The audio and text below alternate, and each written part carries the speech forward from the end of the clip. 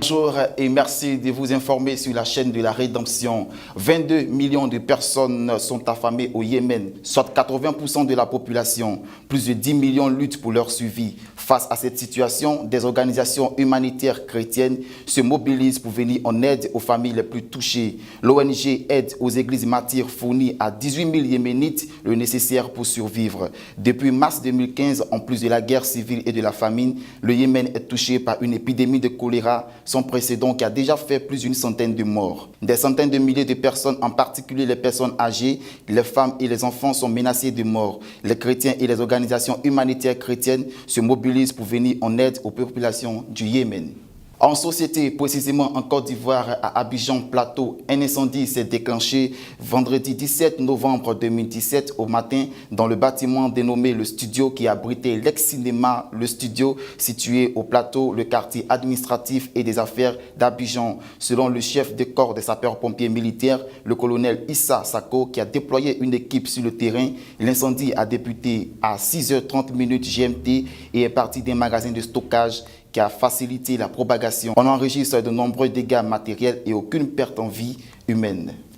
Deuil national en Grèce suite aux inondations meurtrières dans la banlieue d'Athènes ce vendredi 17 novembre 2017. Certaines se sont trouvées piégées à leur domicile. Les populations sont très affectées. Plusieurs villes de la banlieue d'Athènes en Grèce sont touchées et rien n'a été épargné. Les pluies ont désormais cessé, mais la boue a pris ces quartiers, ravageant certains commerces.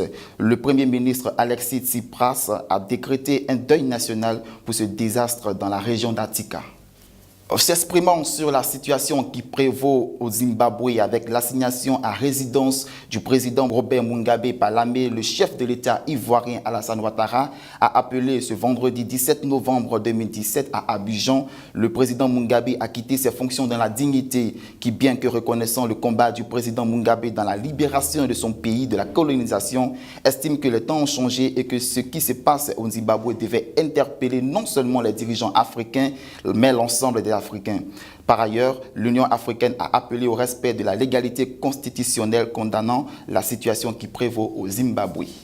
Refermons ce point de l'actualité par une page sportive. Le tirage au sort de la phase finale du CHAN Total Maroc 2018 est prévu pour le vendredi 17 novembre 2017. À cet effet, la Côte d'Ivoire, qui fait partie des 16 équipes qualifiées pour le CHAN 2018, connaîtra à Rabat au Maroc ses adversaires à l'issue de ce tirage au sort. Pour rappel, cette 5e édition de la compétition, essentiellement réservée aux joueurs évoluant dans les championnats locaux, est prévue du 12 janvier au 4 février 2018. Et c'est tout pour ce point de l'actualité. Merci de votre attention. Bon week-end chez vous. Shalom.